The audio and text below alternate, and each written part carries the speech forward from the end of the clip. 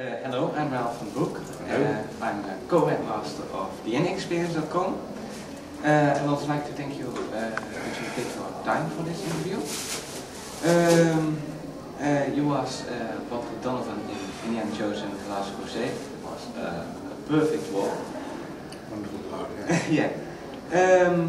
Yeah, all these questions have been asked by the visitors of the improvisation.com. Yeah, let's start with a question from Attila the Professor. That's his nickname. Yeah, all nicknames on my list. You have played in movies like James Bond, Star Wars and Indiana Jones. Which movie do you prefer and why? Well, good movies, you know, you like for different reasons. You could say that my very first movie was my favourite movie, which was a film called Tom Jones, starring Albert Finney, which was filled with most wonderful actors from the London theatre. And it was an 18th century story, rollicking story of a country boy. And that was my first part in films, and it was wonderfully enjoyable. And I've now made about 29 films, I suppose 6 or 7 of which have been good. And those good ones have been enjoyable for different reasons. I mean, I loved making Star Wars, except for the one day when I was in that machine, whatever it's called, that thing that looks like a giraffe, because I couldn't remember the words. I couldn't get the words right because the words were rubbish. They were nothing to do with anything, because they were invented technical things. So obviously they were invented because we don't know what that life would have been like. And I loved making For Your Eyes Only, the Bond film. Another villain, of course. Wonderful working with Roger Moore. The money was very good. It was in Corfu and Cortina, and it was a wonderful part. Nobody knew I was the villain until halfway through the film, which is excellent. Actually, the same with the Star Wars. Yeah. The same with the Star Wars. Now with Indiana Jones. Indiana Jones. Yeah. Same as Indiana Jones. Yes. Yes, I hadn't thought of that. I think people didn't realise until that's halfway through, yes. But I suppose on balance, the most satisfying part I played in film was Indiana Jones. And why was it? I felt he was a completely rounded character. I could see where he was going all the time. And when people say he was a villain, well, yes, certainly. But when you play villains, you have to find a reason to be someone. Now, Hitler didn't think he was a villain. He was a villain. Yeah. Saddam Hussein doesn't think he's a villain. He knows when he's being bad, but he doesn't think he's being a villain. And so I had to find the man of Walter Donovan. And of course, the thing that drives Walter Donovan is the possibility of finding the secret of eternal youth, eternal life. Yeah. Well, I challenge anybody, all your questioners, everybody, Attila the Hun and everybody. I challenge them, what would you do if you had the chance of having eternal life? It's quite a question now. Yeah. Where would you draw the line? And they say he was a Nazi. In fact, he wasn't a Nazi. He joined the Nazi party in order to investigate this problem. And he bloody nearly got there. Only because he was greedy did he... This is advice for you, young man, in your life. Always choose the pewter cup. A question... That applies to everything. Yeah. That's an allegory for life. A question from Rendering Fisk. In Indiana Jones and Last Crusade, you turn from a good guy to the bad guy. How did you approach the role? Well, I think I've already dealt with that. Really, all roles have a centre. If you can find the centre. It sounds strange to say that, but there's a line running down the middle of everybody. And if you can find that line running down the middle, other things happen, other things come into place. And I had to read the whole part I didn't do a lot of imagining him outside the film or what his work was or any of that stuff. I just knew he was very successful, very rich, very gorgeous wife. You asked me a question about my wife in a minute. I won't ask you. No, it's a very interesting question. Oh, okay, then I will start to ask you. But who's got this, who's discovered this possibility that he can live forever. And why shouldn't he want to live forever? Because his life is very good. He hasn't gone into the question of what it'd be like to be 150,000 years old, which is you see him at the end. Yeah. He hasn't gone into that question. He simply thought about the thing of eternal life. He hasn't thought about the downside of that. And so I had to find a man with fixation, actually with fixation, who apart from that fixation was a perfectly affable, nice, comfortable man to be with. Someone who got on well with people, and which I think he shows himself to be at the beginning of the film. He turns nasty when he's frustrated and thwarted, as you would have done if I'd refused to do this interview. You'd have been furious and frustrated and thwarted. Probably knocked my head off. So that's the way you approach everything, every part. If the part is long enough. In Star Wars, part, it was nothing. It was he was what's called a functionary. He had something to do. And you had to make him as interesting as you could with that little thing he had to do. That he was a cog in a machine. It wasn't like Darth Vader or even R2-D2. He had a function. Whereas in Indiana Jones and in For Your Eyes Only and in many parts I play on the stage, they have a life, and you have to try to find that life, and that's what I did with him. And the question says he turned into a bad man. He didn't turn into anything. He was he was always the same, but his objectives became different. Because if you think you've got the answer, and you get the great expert to help you, who's Indiana Jones, you're in a very good mood. Then it starts to go wrong. You get in a less good mood, and you find that the man who you trusted, who you wanted to do it, is actually against you. Then you start to behave in different ways. But you're still the same man. You've still got these, and you've still got hands, and all that, and you go to the lavatory every morning. Yeah. Funny that, isn't it? You think about the Queen of England. I never thought about it. Never thought about that. Think about Harrison Ford. Yes.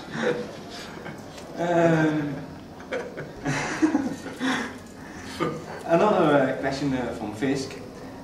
Spielberg and the script told you what to do, but did you also have... Spielberg what? Spielberg and the script of the movie told you what to do, but did you also have any ideas that you found back in the movie? It doesn't tell you what to do. It offers you the framework on which you are going to present a character. Spielberg never tells you what to do because he's a very good director. He helps you to be more interesting. He will talk with you and say, what do you think about this? What do you think about that? Let's try that. Let's try that. Spielberg is one of the really few really good film directors. He adores actors. Well, he adores film entirely, but he adores actors and trusts his actors. There were several occasions when all the acting of it was me, though, as it was with everybody else. But I didn't change any of the script. There was one wonderful time, however, when Sean Connery changed the script, or added something in it to the script, which remains in the film. And he did it while we were doing the first take of this scene. And we just all fell on the ground with laughter, and Stephen said, we'll keep that in. Okay, we'll do that. And this is as follows. In the scene when it is revealed that I am the bad man, when the two of them are standing together, tied together, with their arms tied back to back, and they're talking about the girl. And he said, Sean said, of course she's German. And Harrison said, how do you know? This was not in the script. How do you know? Sean just said, she talks in her sleep. But So Harrison's face then, because this was the girl he was sleeping with, and it was his girlfriend. It was simply fantastic. We all died with laughter, and that's why one of the reasons that Stephen is so wonderful. He said, "Just that's in the script," and so we shot that. That was also one of my favorite moments. Yeah. And I said it sounds very funny in English because of his strong Scottish accent.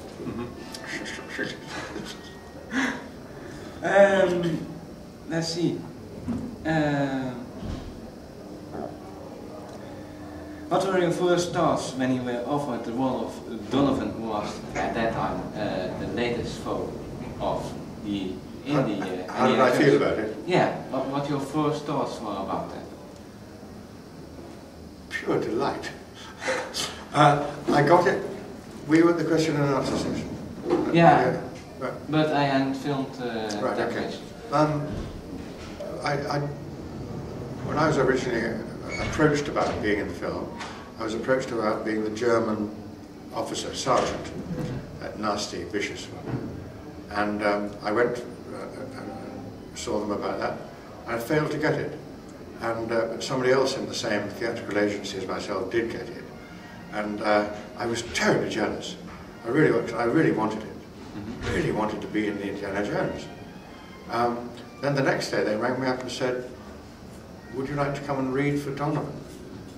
I said, "Well, he's an American." And, well, come on. So I only had one day. They said, when I got there, they said, "Don't read it, just talk to us." So I put on a thing called an American accent. It wasn't specific, it was my attempt. And I just talked for about half an hour into the camera, into the camera. And about nothing at all, and I got the part. And I was so thrilled, I immediately went to a voice coach, a dialect coach, to learn the absolutely proper Boston accent, the sort of accent that upper-class American would have. And I immediately went to him, and started to work on that, and went on being delighted from the very first moment I started working on it. And unusually for film, we actually started with my first scene. Usually you start somewhere in the middle and do the last scene first, but it was my first scene with Indiana Jones, long scene, dialogue, important stage setting scene, which I knew couldn't be cut. It was absolutely plot. And working with Steven Spielberg, with all this money, and my wife playing my wife. Yeah, I heard that, yeah. So you heard about indie before you act in the movie. What? Yeah, you heard of the Indiana Jones movies. Before I was in this one? Yeah, before you even were in that one. Oh, yeah. When did you hear I'd seen the first one. You saw the first one? And the second one. Ours was the third, wasn't it? Hmm? You was in the third. Ours was the third, wasn't it? Yeah, you were in the third. I thought that the second one, what was it called? Temple of Doom? Temple of Doom, yeah. I thought it wasn't very good. I adored the first one, absolutely adored it, like with the Star Wars. I actually do think that Empire Strikes Back is the better of the two. It's a more sophisticated film. But with Indiana Jones, I adored the first one, absolutely. I thought it was one of the most entertaining times I've ever had in the theatre. Disappointed in the second one, and I think this script has the chance of being better than the other two as well. It's very well cast, never mind me, but it is very well cast. And when I saw the premiere of it, I went with my wife and my son, who was then, what year was it made? I thought something, yeah, the movie is 13 years old. 13? Yeah. My son was then 20. And we came out just, isn't it great? I said, what is it about this film? What is it that makes this film so good? Apart from all, you can see all the money up there and you know, all that stuff, and it's very skillful. What is it? My son said, and he's absolutely right. He said, because it's a really good love story between two men, between father and son. And the father and son theme is one which I've been very much involved with in a lot of my theatre work as well. And this, he said, that's the reason for it. because it's a wonderfully told father and son story. Because you know they adore each other really, but they can't stand each other. And this is a film about them getting together and understanding each other. And that's what made it into a better film than just an adventure film. That's my opinion. And I think to make a fourth one would be a terrible mistake. Terrible mistake. Terrible mistake. Because it's always go out on a high, you know? Yeah. Leave it there. The number of sequels I've seen to films, oh no, not nearly as good. You're just churning out the same old stuff. It hasn't got that same inspiration that the beginning of it had. And that's what's happened to Star Wars, of course. I mean, it's not about people anymore, it's just about machinery and special effects. And that's my opinion. Yeah, but Ford said in an interview that he'll keep it at the same level. Yeah, if he does another. Yeah, it won't go below the Last Crusade. Well, we hope so, but you can't tell. You see, you get infected with your own success in something. Of course, he's a most intellectual and intelligent actor, Harrison. And with Spielberg, it stands a very good chance of being very good. It stands a very good chance. But it won't have Sean Connery in it, and it won't have Dana Elliott in it, which were two fantastically powerful things in that film. From who did you hear that Sean Connery won't be in it? Because I heard from an interview that there is a chance that he will act in the movie. Okay. Okay. But it can't be the same story, can it? It can't be the same story about the father finding his son, the son finding his father. If they start off being irritable with each other, and, like they were in Indiana Jones and the Last Crusade, then it's going to be the same thing, isn't it? No. If they start at the beginning liking each other, then it's different. It isn't the thing anymore. They must be conscious of this, of course. I mean, when they're writing the script, they must be planning this. But there's no guarantee that it's going to be better. I really do think, I think it's greedy. Leave it where it is. It's gone out on a high. Film people keep on doing this. A question from Blue Max. Blue Max? Blue Max, yeah, he calls it Blue Max. You did well to understate the role of Donovan, but did you research the role in any way, or did you conjure him out of your imagination? Out of my imagination. Out of my imagination, that's the short answer. I didn't research him. There's nothing to research, it's somebody written down. I said I had to try and find his centre line, and I think I did. I thought about it a lot. I mean, it's wonderful. You think about things a lot. When you're riding in the bus, when you're on your motorbike, you think. When you have a major role like that, you think about it all the time. And a lot of that thinking automatically comes onto the set with you. And you bring it in. And so when a scene presents itself, you play it in a way that your mind has been going for the last few days or weeks or whatever, or been planning for a long time before, but maybe you haven't. It's been 3 months before, since you accepted the role, and you, that scene is a very difficult one, I'm not quite sure I'm going to do it. Oh yes, I think I do know it. Yeah. By the time you get there, usually you do know how to do it. So I didn't research that. It's not that sort of part, it's not the historical part. When I played Alexander Dubček, the first secretary of the Communist Party in Czechoslovakia, then I researched, because there's somebody there to research. Lots of books and photographs and things, film and all that. Walter Donovan, nobody knew about him beforehand, so I didn't have anything to research, except here. That's your answer, Blue Max? I think so. Well, I think we have 2 more questions. A question from Shipwreck. Do you prefer roles offered in adventure films or more in science fiction films? Or? Well, this is rather refers to the first question. Any film which is good, I prefer. I don't prefer. No, it's good for me, and it's a good film. I've been in many small films which haven't made any money at all, which I think have been absolutely lovely, wonderful to make, wonderful to make. I did a film called I Was Happy Here, a black and white film made in Ireland, which is one of the nicest jobs I've ever had in my life. Really good film, never going to make any money, never would. No, it seems a silly thing to say, and as if I'm trying to avoid the question, and I'm not.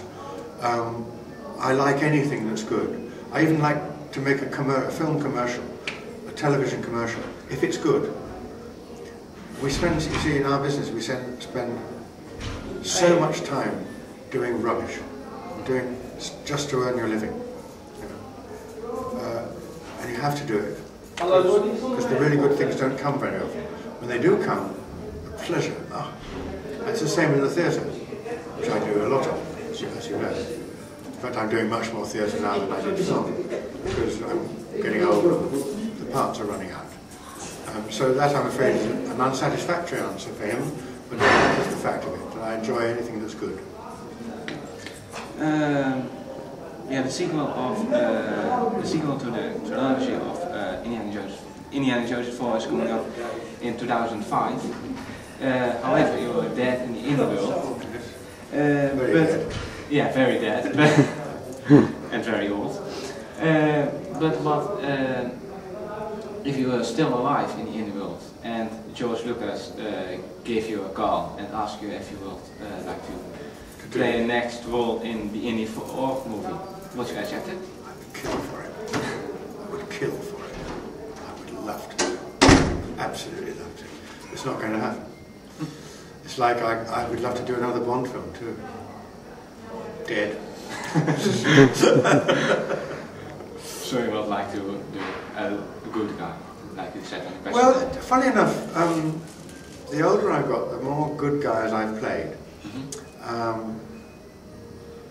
Particularly in classical plays, you know, I'm inclined to play good people now, quite good people now. I think it must be because I'm old, and most horrible people in drama are killed off before they're my age.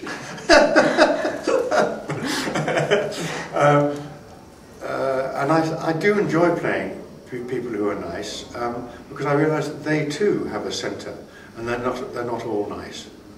They're not all nice. No. Nobody who's all bad is all bad, and nobody who's nice is all nice. There are nasty secrets in the woodshed, and finding those is very rewarding indeed. I've been a very lucky actor, because I've played in so many films and so many stage plays as well. And I'm quite well known, but I'm not a star, and so I don't have the downside of being a famous actor, which is people are always coming up to you in the streets, or spitting at you, or kicking you, or hitting you, or fan mail like this every day, and can't go to a restaurant without people talking to you. I used to be a great friend of Charlton Heston. His life is a nightmare in public, absolute nightmare. He can't sit in a restaurant without someone coming for an autograph, and so don't get that. But I've had a comfortable, not very financially profitable, but a very, very good theatrical life, because I'm the sort of actor that I am. And I've been, the luckiest things that have happened to me, being in Star Wars, Indiana Jones, and Bond. Between those three, so I could be here today, and you want to interview me, is very valuable to me. So those are the luckiest things that have happened to me. That was the last question. So I would like to thank you for this interview.